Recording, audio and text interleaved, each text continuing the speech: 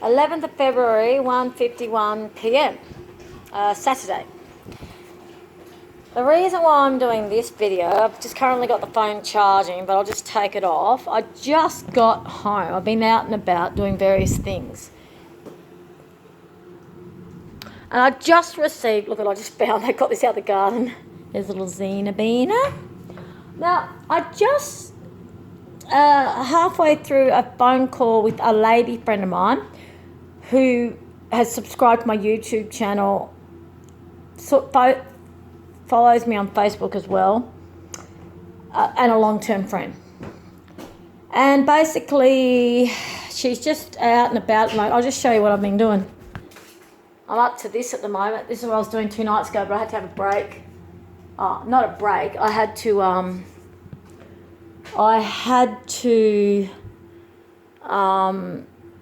got late. That's right, it got late. And then yesterday I had heaps of appointments. So I'm about to get onto this, or the library. But do you remember I said I was going to be painting this wall here? Well, I started to get this cleaned up and ready, and then I realised that paint was in terrible condition. And this paint, and I just thought, nah, okay, I'll strip that paint off. It came really easy with the heat gun. And then I was stripping this paint off, thinking, yep, this is also coming off really easy. Like you can see, it's just in, I did a whole video on this actually, which I may or may not. But you can see that basically the paint, I can actually, if I wanted to, I can just pull it off with my hands, see? But you can just see it's in terrible condition. But it's actually easier with the scraper, of course. But obviously I noticed all these cracks under the paint, and I was just going to chip away at this and then do the V-shaped thing and then fix it up with rapid mortar. But then as I was coming down here, the paint was coming off in chunks with the plaster underneath. I thought, oh, well, I'll just take the plaster out. So this is what you call rapid seal cement. This is really strong here. That's actually really good, strong cement. Someone's tried to fix that up in modern times. But this is the original fireplace thing here from 70 years ago. And you can see it's cracking across here. You can see here, the cracking across here, all the way from left to right, all the way across there. You can see a big crack here from the bottom all the way up to the top to there. You can see there's another one here. You can see the really big one here, all the way from the bottom all the way to the top and underneath, all right? So, and you can see over here, big cracks in the cement. There'll be one following all the way under there, okay, all the way across here. And there'll probably be more in here. That will be a big crack there. See, this is what it looks like on the outside. Just a bobble in the paint, okay? But underneath that, there'll be a big crack there, and here as well. So basically, this column here, where there's still the paint and the plaster on, full of cracks like this. So, yep, taking it back. I'll fix all up the cement. I love this raw cement look. This is going to be Jarrah, which is called Good Surprise. So basically, I just thought, yeah, I'll strip that paint off, and then when I started to strip, I was going to repaint it, and then I thought, nah, I'm going to actually take that back to Jarrah for sure, especially considering that I'm not going to have the window frames as Jarrah in the library. So this section here, this kitchen section here, that will look really nice. That'll be Jarrah up the top, and cement around. I'll fix up all the cracks, and then I'll oxide it, and then put cement. I can't remember what it's called. It's cement varnish basically, and you put it on the cement sealant, sorry, and so it will make the oxide and the cement look a bit glossy. So that's going to be so rustic looking, hey. That's going to be so amazing with that blue behind, and I'll probably still keep those cream tiles. So anyways, that's what I may get onto after this video, or I might just get onto that bloody library, that bloody library, that bloody library, that bloody library in there. Oh my God, these plants, you know what's happening? They're suffering. It's so hot out here. It's really, really hot. This ceiling's hot. It's hot in Northern. Anyways, so the reason why I'm doing this video is because a friend of mine just rang me. She sent me a text saying she rang me yesterday, and it was a missed call. I can't remember what. I must have. I didn't even hear the phone ring, and then I rang her back because of missed call, and then she's rung me back, and currently she's at the Carrying Up Shopping Centre down in Perth, and her phone keeps going out of reception, so she's currently out of reception, but she's going to ring me soon and we'll commence the talk. And there's two things that she brought up from my YouTube video that I thought that I would do a video on, answer her question. I've answered them to her, but I thought I'll answer them to you guys as well in case any of you are having the same questions. I'm just going to put the fan on. It's basically, she commented on how sad my eyes looked. And she just wanted to do a well-being check, just to check if I'm okay. And I basically said to her, well,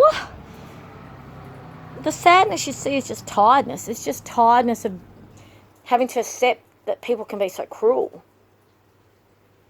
And people you thought you could trust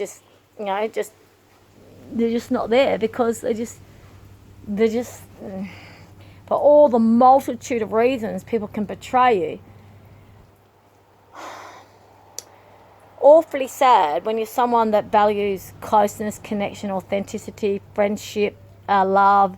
I'm talking about me here, and others of you like me. Like when we befriend someone, when we choose to love someone as a friend, as a partner, we love them with our heart and soul because we're connected to our heart and soul, you see.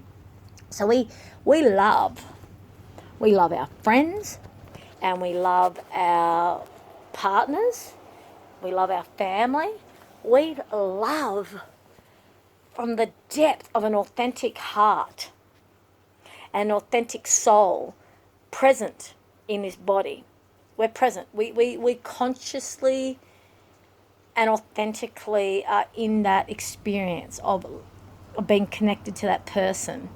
We remember the conversations, we remember the interactions, we remember the feelings, we tell the truth when we say a feeling. Like, obviously, we're all infallible. I know that I will 100% admit, as I have over and over again, there's been times when I've let the devil come into me and I have said and done things that are not my truth. And even as it was happening, I was aware that it was happening, and I was like, I want to try to stop this, and I, for some reason, couldn't, which is why I've gone to the church. It's how I'm learning how to pray, the God of armor. It's why I've gone so towards God, because I have realised that the devil was out to take me down, and I was allowing the devil to turn me into a she-devil, like create for me to say and do things that were not my truth. As I was saying and doing them, I knew I wasn't in my body. I knew something was taking over. I could feel it. I was aware that something was happening that I didn't, and I was trying to, in those times, actually take control, like get me in the driver's seat again. And they're things I've said to St. John of God's Hospital, to mental health practitioners, to doctors, and they're just words that all these practitioners just choose not to hear. But the godly therapist that I'm seeing, who's trauma-informed, has listened. The doctor who I've opened up to yesterday is listening. They really get it when I say that these and the people at church and some really good friends of mine, these people understand it when I say that part of me that comes out, that trauma part, that really reactive trauma part, that is me succumbing to fear and letting the devil come in and take over my body and say and do things that are not my truth. So that aside, and I'm not saying it's not important, and I'm not dismissing it, it's horrifying. And that's what I've been focusing on healing for however long now, right? Because it's absolutely horrifying to be in a situation where who I am and everything I stand for and all of who I desire to be and aim to be, when that is hijacked and taken over by the devil, and at that time I'm allowing it, I'm not stepping up into my godly power and protecting myself, this is actually horrifyingly, really, it's terrifyingly scary. I don't even know what words to impart to you for you to understand how abhorrent it is that I can consciously allowing my unconscious to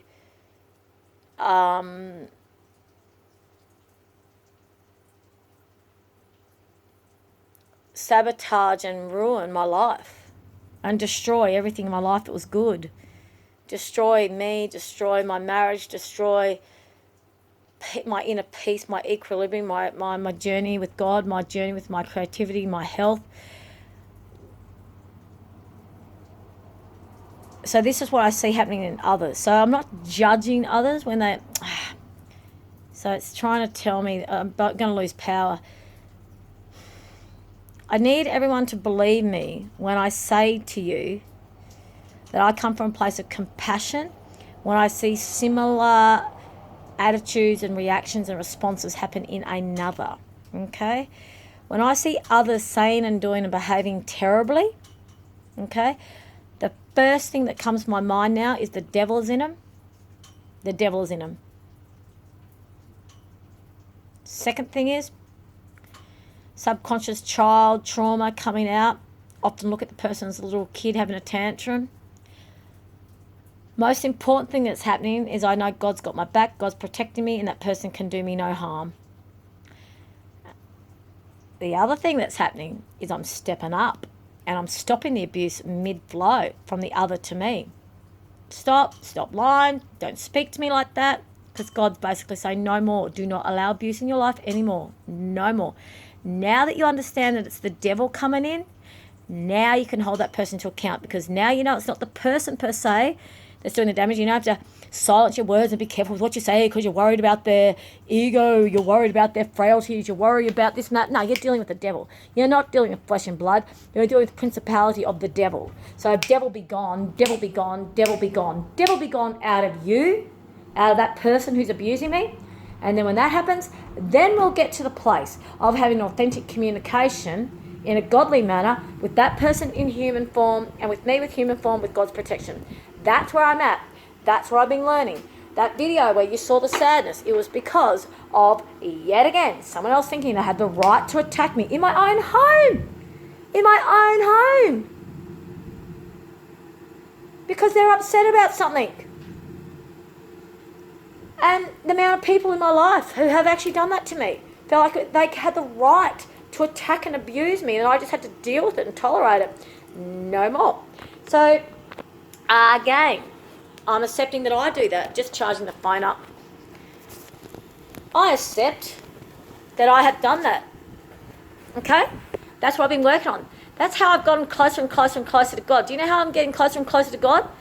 Because I've been looking at that part of myself. Where did that come from? How could I do that? How could I say that? How could I be that? Where did that come from? How do I allow it to control me so drastically? What's going on here? Do you know what happened from a result of all that? I got closer and closer and closer to God because I realised that's the devil in me. I just had to step over Zena, look at her. I had to try not to trip over her. Can you see her? And there's the couch. And I was going to walk into the couch and I realised, oh my God, I've got a crab walk around. Look at her. She's so beautiful.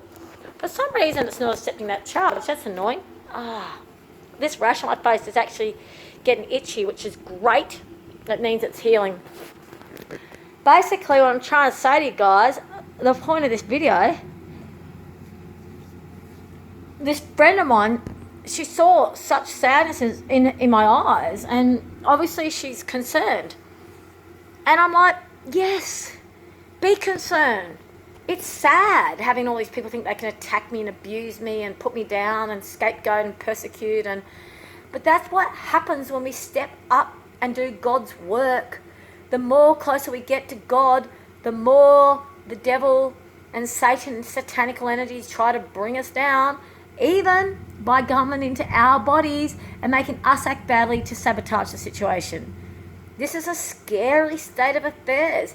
And then on an egotistical level, when we allow that demonic energy to come in and we allow it to sabotage our lives, and then we lose all this beautiful joy that could be there, and we have to deal with the sadness of the results and the outcome of allowing the devil in us to actually sabotage what God was desperately trying to create for us. And that aside, God's will always prevail. So God's will allow that what we sabotage to come back into fruition upon us really stepping into surrendering to God and really addressing how we let the devil sabotage and how we let the devil get away with trying to destroy. By stepping up into that, which is what I've been doing the last 2 weeks, then God can really bring in the fruitions, really bring in the rewards. And this brings me to the second question. Briefly, before I go on to Zina's just come onto the couch, and I've got the charger here. I've got to try to get it from under her butt. Hang on a second. Pull the charger out from under her butt. Under her foot. Her cute little foot.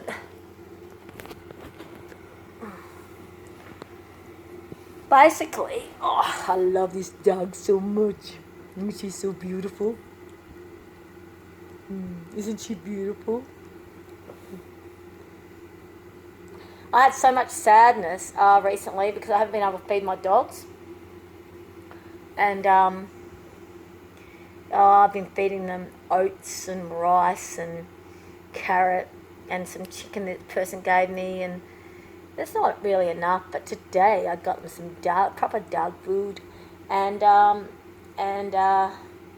gonna get a big proper dinner tonight. Yum yum yum.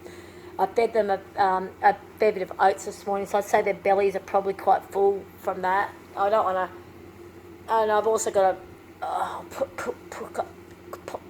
cook up a pot of rice to add to their kiblets. Got a big bag of kiblets today because this friend of mine gave me a voucher. She didn't give me enough money to pay for the kiblets outright, so I had to wait for the Centrelink to go through, which came through yesterday, and I missed out getting there yesterday because of all these appointments I had with doctors and various other things.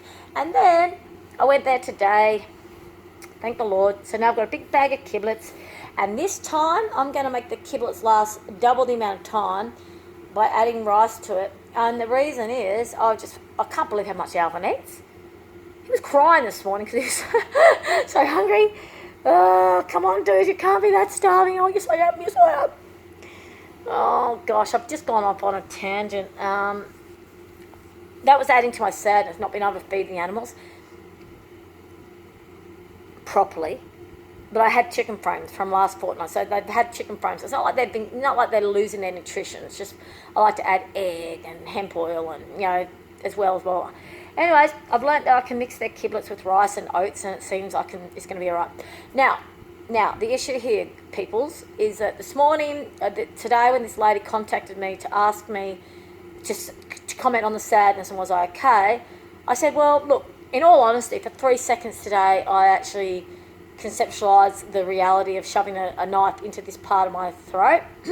I actually visualised a knife going in here, and I thought if I place the knife in there and I fall forward, that would be an instant death. I thought about it for 3 to 6 seconds. Maybe 20 seconds, and I thought, yeah, I could do that. But before I did that, I'd have to find a home for the animals. And the funny thing is, I knew as soon as I was even thinking these thoughts, I thought, Nadina, you got it. You will survive this pain.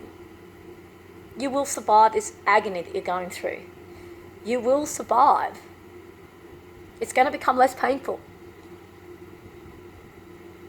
And my friend's so broken by the sadness in my eyes. It's like, I know, it's sad. Like, this is called betrayal trauma. I have been betrayed to the core of my being. I've betrayed myself. I've brought people into my life, yes, my husband, and I've allowed my husband's family to come and create trauma bond, betrayal trauma with all of that. Well, they haven't betrayed each other. I opened up and loved each other enough to even betray each other, but there'd be another form of betrayal trauma where you never loved the other, but you, yeah, gotcha, control ya, got you, and I control ya, and I don't love ya, but I'm not going to let you go, have a good laugh. There has to be something about that you'd have to call betrayal trauma, because there's nothing authentic about that. There's something disgusting about that energy, right? Not going to let you have a good life. We're going to keep each other small and retarded. We're going to fucking make sure we destroy each other's lives forevermore under the pretense we're actually a polite family. We do Groundhog Day routine. As long as one of us doesn't step out of the circle and do something that we don't understand, we got Groundhog Day routine, and then we can actually depend on each other. That's a betrayal of one's soul. So, like, that aside, that disgusting macabre dynamic aside, because that's a whole nother topic, the betrayal trauma of, we'll keep it simple. Someone like myself, trusting someone like myself, authentically trusting my husband and not stepping up to hold him to account as wife, to deal with his trauma bond toxic dynamic with his family, allowed for their dysfunctional macabre dynamic to come into my beautiful life with my beautiful husband, impact my beautiful husband's ability to commit completely, because he needed the support to work through that betrayal. So he needed that support to work through that trauma bond with that dynamic. It was too negative, too evil for him to deal with on his own, and I didn't understand enough how evil it was. It's only been the last month that I've come to realise just how demonic their dynamic actually is. So I have to forgive myself for that. I haven't betrayed myself per se. I didn't understand. I was ignorant. My husband was also ignorant before he chose to marry me. He was ignorant of how dysfunctional and deeply macabre his dynamic with his family. He really literally thought he could handle dealing with their toxicity and step up and create a good life with me. He didn't realise how entrenched he was in that trauma bond, and that he would prioritise them and that trauma bond connection over his marriage and having a really beautiful life with me. He did not realise that till he was with me. So he would be feeling deep betrayal feelings within himself, that he betrayed his dreams as well as he betrayed me. He'd be feeling that he has betrayed me. He would be deep in his heart, but he's probably made a promise to these people that he will never speak to me again. He'll never have anything to do with me again. Don't you worry. You have full control of me, and I will never speak to her again, because yes, you are right. I should never have married her. So he's holding on, because, you know, they've got that stoic, strong, stark, fucking ongoing, lifelong fucking relationship that they all know is so familiar. Got to hold on to it through thick and thin, even if I die. All that disgusting energy. I hope it comes through in the video.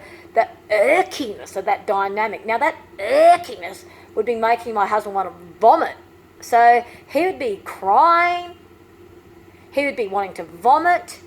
But he'd be doing it in silence, away from these very people that he's probably made a promise to keep himself small and to make sure he never communicates with me again. And that if I died, if I commit suicide, or if I just whatever, they can all rub their hands in glee and go, woohoo, we're free of her. But he will never be free of me, because he'll always love me. So I know all this is going on. It is dark, dark, dark stuff, and that is where most of the pain comes from. This betrayal trauma I'm feeling is because my husband's betraying himself, he's betraying his heart, he's betraying our authentic true love, he's betraying his commitment and his promise to me, all those oaths that he vows, our marriage vows, he has betrayed them. And of course, I have to accept that he has betrayed me. He is betraying himself. I betrayed myself. I've allowed all these dynamics to continue. Can you hear how convoluted all of this is? Now, I'm clever and wise enough to put it all in perspective. And I know God's got the grace and all this. God will fix it all up. God's perfect timing will fix it all up. Now, this part one video is about to end. So my friend, and I'll go on to the second part of my conversation with my friend. So the first part, well, she was very concerned about my sad eyes. Now, when I showed my sad eyes, I said, are you not aware of how many people have these sad eyes and these sad thoughts and these senses of betrayal, loneliness, pain, but they hide it from everyone, they don't show it? I'm not abnormal. I'm not the only person in the world that's going through betrayal trauma. I'm not the only person in the world that's going through having a spouse that's actually not able to commit and step up and honour their words and their vows and truly be everything they said they wanted to be because of dysfunctional family dynamic. I am far from the only one. This is actually a very common dynamic. It is deplorable. It is disgusting. Yet, it's an epidemic. Most people have got people in their lives that are not telling the truth, that are not actually honouring their words, that are not authentic with their deep sense of commitment or connection, and they will quickly betray in order to go back to the default position, the default known familiarity, which is often the trauma from the childhood, whatever it was that their traumatic childhood was. That is where they will knee-jerk default reaction go to, unless they heal it, unless they acknowledge it. Now, is it not possible that is what my husband is doing right now? Is that not possible that's what my husband's family are potentially doing? Is it not possible that God is doing miracle work with this situation? Is it not possible because they're all watching my YouTube, they're stalking me, they're stalking my Facebook, they're stalking my YouTube? Why? They're trying to get fodder to use against me because they think that I'm the threat. They think that I'm the threat because I destabilize everything about their illusion. They're in such denial of their feelings. They're trying so hard to not feel an authentic, truthful feeling that they have to get rid of anything that destabilizes their illusion.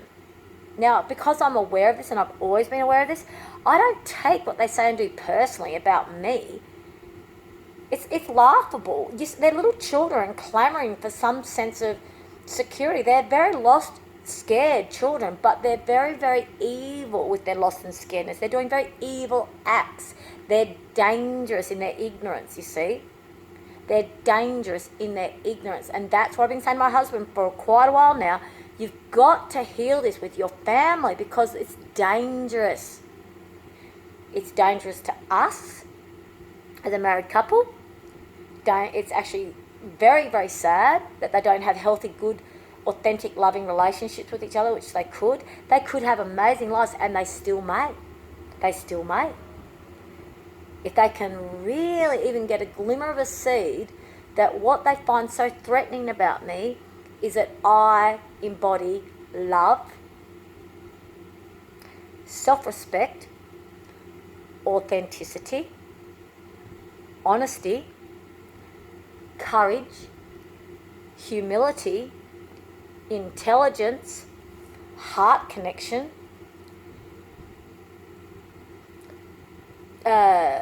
inquisitiveness, curiosity, adventurousness, being present within my body, truly embodying heart, mind, soul, constantly on a quest for learning, prepared to reflect, prepared to learn from feedback. The list goes on.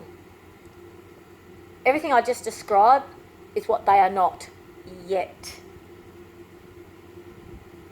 And a big one is godly. I'm godly. And one of these people actually goes to church, Catholic church, every Saturday, has been for her whole life, but not godly. And that's what you call a religious narcissist. The other one, the brother, outright dark nug. Why? Sexual abuse trauma from the orphanage, without a doubt. Delve into it. Delve into it. Delve into it. Do the healing.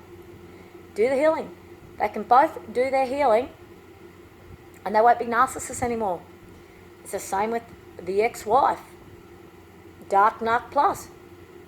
Dark nut. Trickery. It's all about trickery, lies, deceit. You've got to control. Do the healing. Do the healing through knowing me. Do the healing through being threatened and triggered by me. Go deep. Go deep. You watch my YouTubes. You watch my YouTubes. My friend's question. Here's your answer. That sadness in my eyes. It's because of how sad I feel for you. For you narcissists out there who think it's okay to attack and put down and condemn and judge and criticize others.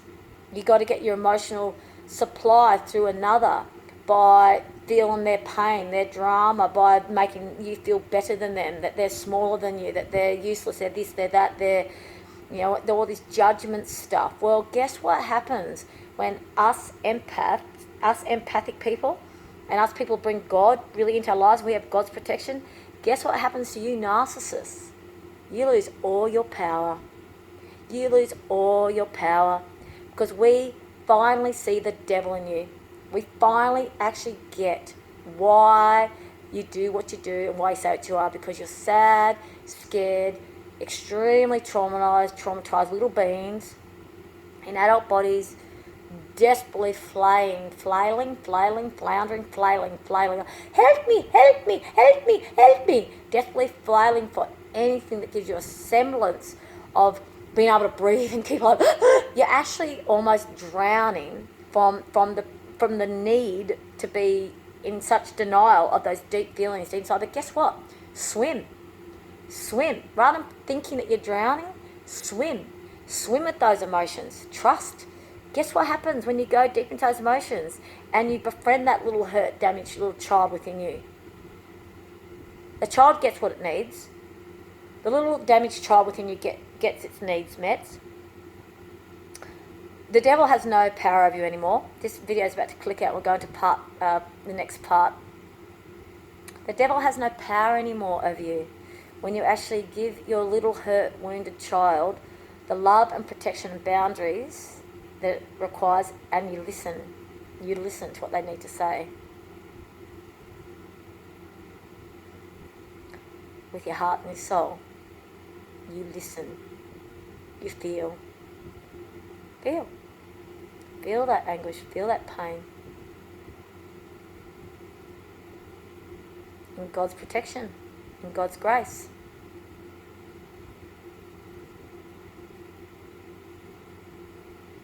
It's a very powerful process.